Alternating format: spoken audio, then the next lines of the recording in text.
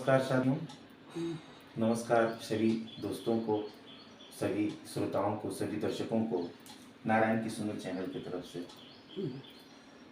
साथियों,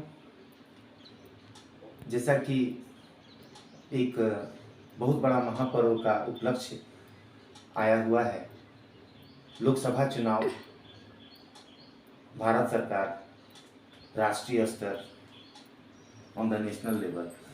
तो ये लोकसभा चुनाव जो है, सांसद का चुनाव करने के लिए, लोकसभा सदस्य के चुनाव करने के लिए, को नियुक्त करने के लिए किया जाता है हर प्रतिवर्ष। इस चुनाव का महापर्व आता है।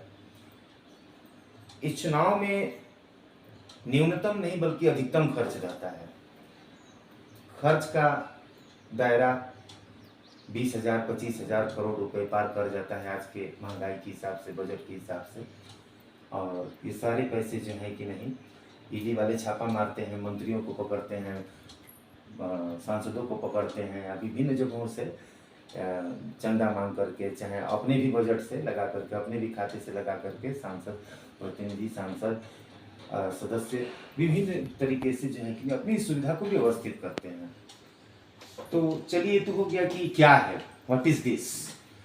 अब रह गया सवाल कि the value of this election.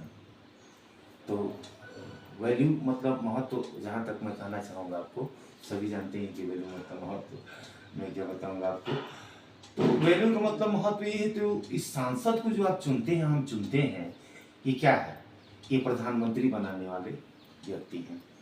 ये प्रधानमंत्री को चयनित करेंगे, इनका बहुमत मिलेगा संसद में, ठीक है, लोकसभा में पूर्ण बहुमत में सिद्ध होगा, तब जाकर के एक प्रधानमंत्री, इनके संसदीय कार्य सदस्यों की जो होती है बैठक, उसमें एक बैठक की जाती है, जिसमें माननीय महामहिम भारत सरकार प्रधानमंत्री श्री नरेंद्र मोदी जी अभी पर पदस्थापित हैं, और पिछले वर्षों से, कुछ खास वर्षों पहले से वो पदस्थापित हैं, अभी भी हैं। और मैं पूरी उम्मीद के साथ कहना चाहूँगा आपको कि वो बने रहेंगे, इसमें कोई शक संदेह नहीं है। 99 नहीं, 100 नहीं, 110% इस बात को मैं अपने पूरी भरोसे और उम्मीद के साथ कहता हूँ, क्योंकि जो दिखेगा वही बिकेगा। साथियों, जय श्री राम का नारा लगाते हुए आपसे कहना चाहूँगा कि भारतीय जनता पार्टी देश की एक बहुआयामी, एक बहुचर्चित, एक बहुताकत और बहुकार्य संकल्पक राजनीतिक दल है। और इसमें देखिए, मैं ये नहीं कहना चाहता या तो नहीं कह सकता कि इस दल में सभी जो हैं, सभी व्यक्ति सही ठीक ही हैं, क्योंकि एक बड़ा आलू आप खरीदते हैं 100 किलो, 50 किलो, तो उसमें सभी आलू जो है कि नहीं, ठीक ही नहीं होता। तो कुछ आलू कटे पीटे भी होते हैं, कुछ आलू सड़े गले भी होते हैं। सबको छाट काट करके, और अच्छे आलूओं की अपनी अलग अस्तित्व होते हैं, और जो आलू बेकार होते हैं उसके अस्तित्व अलग हो जाते हैं। तो जबकि दोनों की प्रजाति एक ही है, आलू, पोटैटो, लेकिन फिर भी डिफरेंट आ जाता है। तो बात ये रह गई कि सभी नेता या सभी लोकसभा सदस्य उस प्रकार के नहीं हैं। कुछ ऐसे भी हैं जो जिस क्षेत्र से चुनाव जीत चुके हैं, या जीतते आए हैं, या फिर जीतने का उनको अवसर मिलने वाला है, या जीत गए, तो उस क्षेत्र के लिए वो अपनी जान तक दे देते हैं। कुछ ऐसे हैं जो जीवन भर में, अपने जीवन काल में 5 बार, 4 बार, 3 बार उसी संसदीय क्षेत्र से चयनित किए गए, लोकसभा तक पहुंच गए, मंत्री पद तक उनको दिया गया, लेकिन फिर भी अपने क्षेत्र का विकास के लिए उन्होंने कुछ नहीं किया। इसके लिए मैं माफ़ी चाहूँगा, ज़्यादा नहीं कहना चाहूँगा उनके बारे में। नाम और दल का मैं नहीं नाम लेना चाहता हूँ, क्योंकि मैं खुद ही क्या हूँ मैं नहीं जानता, ठीक है। तो अब बात ये रह गई कि भाई, जब हम बाजार जाते हैं तो 5 किलो आलू, 2 किलो प्याज, मानते हैं कि नहीं, 250 ग्राम हरा मिर्चा, 100 ग्राम लहसुन खरीदते हैं, तो कितना छाट काट करते हैं। और जबकि एक से टाइम से 2 टाइम उसको बना करके खत्म कर देते हैं, फिर मलमूत्र में वो निष्पादन हो जाता है। साथियों, 5 वर्षों के लिए, अगर किसी व्यक्ति को 5 वर्षों के लिए इतनी बड़ी पद पर, इतनी बड़ी सभा में, इतनी बड़ी सभा के सदस्य के लिए हम अगर चयन करते हैं, तो सबसे पहली बात है कि हम उसकी क्वालिटी को परखेंगे।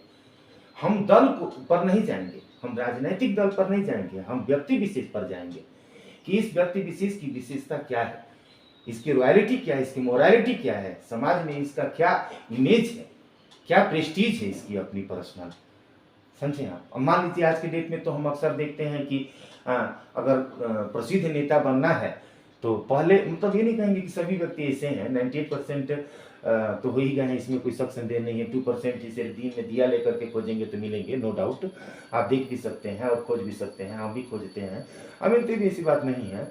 दिन में दिया लेके खोजिए, देखिए ट्रक से अच्छे नेता मिल जाएंगे, लेकिन 98% ऐसे नेता आपको नहीं मिलेंगे। साथियों, जय श्री राम का नारा लगाते हुए आगे कहना चाहूँगा कि पार्टी पर मत जाइए, व्यक्ति विशेष पर जाइए। व्यक्ति किस प्रकार का है, अगर व्यक्ति सही है तो उसे आप अपना नेता चुनिए।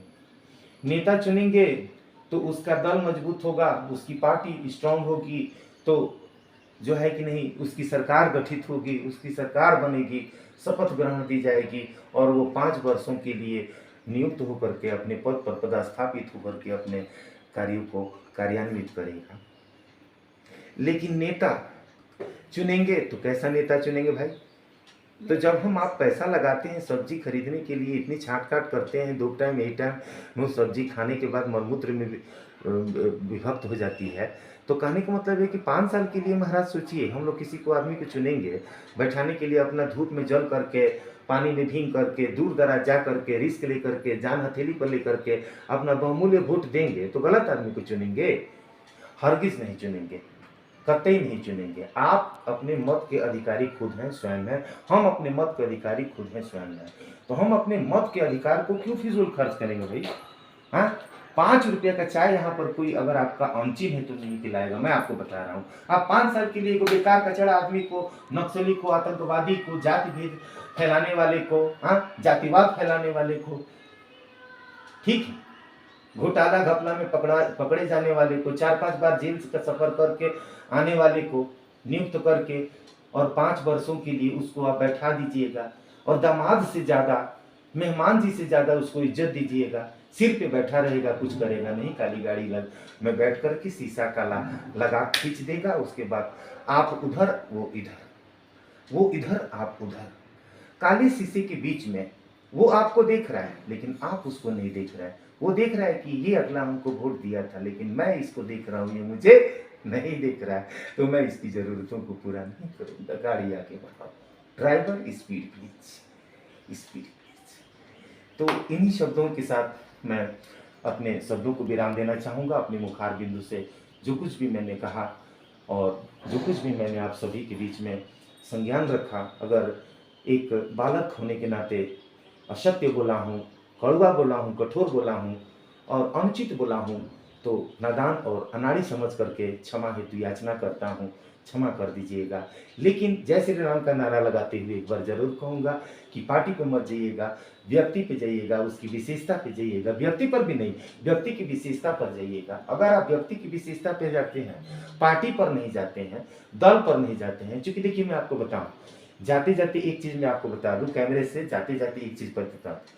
मैंने क्या देखा कि अब तो इलेक्शन का महापर्व शुरू हो चुका है ऑलरेडी, कोई दिक्कत नहीं, बहुत सारे जगहों पर वोटिंग भी हो चुकी है, पोलिंग वगैरह सब बना करके complete, voting complete, everything is already completed, ठीक है।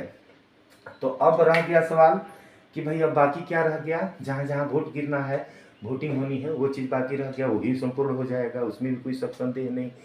लेकिन बात यहाँ पर ये है कि अब जो बचा खुचा मामला है उसमें इतना जरूर कहना चाहूँगा कि हमने विभिन्न लोकसभा क्षेत्रों में देखा कि बीजेपी और कांग्रेस, अब पार्टी का नाम इसमें एक लाइन लेना चाहूँगा कि ऐसे ऐसे व्यक्तियों को टिकट दे दिया गया है जिन्होंने बाप ने राज किया तो बेटा भी राज किया वाला वंशानुगत, जो वंशानुगत समझ रहे हैं आपको का जो प्रणाली है वो चलती रही है, देखी गई है और फिर इस बार भी चल गई है, उनकी दाल गल गई है उनकी, जबकि उन्होंने अपने क्षेत्र के लिए कुछ नहीं किया। उनके पिताजी भी कुछ नहीं किए थे, उनके दादाजी भी कुछ नहीं किए थे, तो नाती से क्या उम्मीद की जाए, है ना। वंशानुगत चल रहा है, सिर्फ घर में तिजोरी में पूरा बड़े बड़े संदूकों में पैसे, नोटों की गड्डियाँ भरी हुई हैं, तिजोरी भरी हुई है, सोने के गहने भरे हुए हैं, बैंक बैलेंस ठचाठच है, रॉयल इनफील्ड बुलेट की भीड़ लगी हुई है, घोड़े हैं, है ना, बॉडीगार्ड है, लेकिन गरीबों के लिए उनके पास कोई भी रास्ता, कोई भी उपचार नहीं है, क्योंकि गेट इतना बड़ा है, तलवार उसमें लगा है, 4 गो कुत्ता